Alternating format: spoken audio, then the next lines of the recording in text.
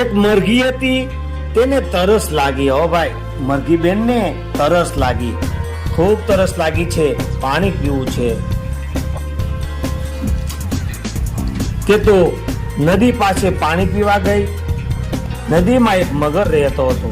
નદી પાસે પાણી પીવા આવી મરઘી બેન, પણ મગર પાણીમાં રહેતો હતો. મરઘી નદીમાં પાણી પીવા લાગી.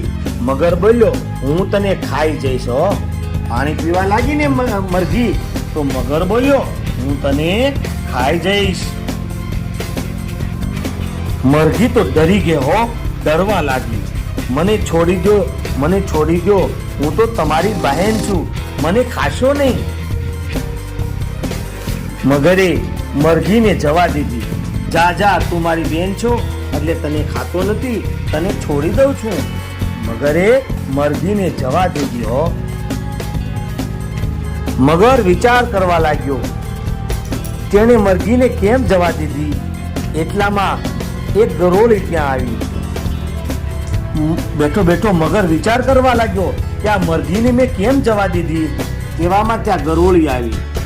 મગરે ગરોળીને પૂછ્યું. હો, મગરે ગરોળીને પૂછ્યું, બોલો તો, મરઘી મારી બહેન કેવી રીતે થાય? મગરે પૂછ્યું ગરોળીને કે મરઘી મારી બહેન કેવી રીતે થાય? ત્યાં ગરોળી બોલી, તું અને મરઘી બંને ઈંડામાંથી પેદા થયા છો, એટલા માટે તમે બંને ભાઈ બહેન કહેવાઓ. ગરોળીએ શું કહ્યું? તમે અને મરઘી બંને ઈંડામાંથી મોટા થયા છો, બચ્ચામાંથી મોટા થયા છો. ઈંડા ફૂટે અને એમાંથી તમે નીકળ્યા છો, એટલા માટે તમે બંને બહેન કહેવાઓ. એમ ગરોળીએ જવાબ આપ્યો. ત્યારે મગર કહ્યું, અચ્છા, એટલા માટે મેં એને જવા દીધી, એટલા માટે તે મારી બેન કહેવાય. તો મરઘી અને મગરની વાર્તા ગમી તમને?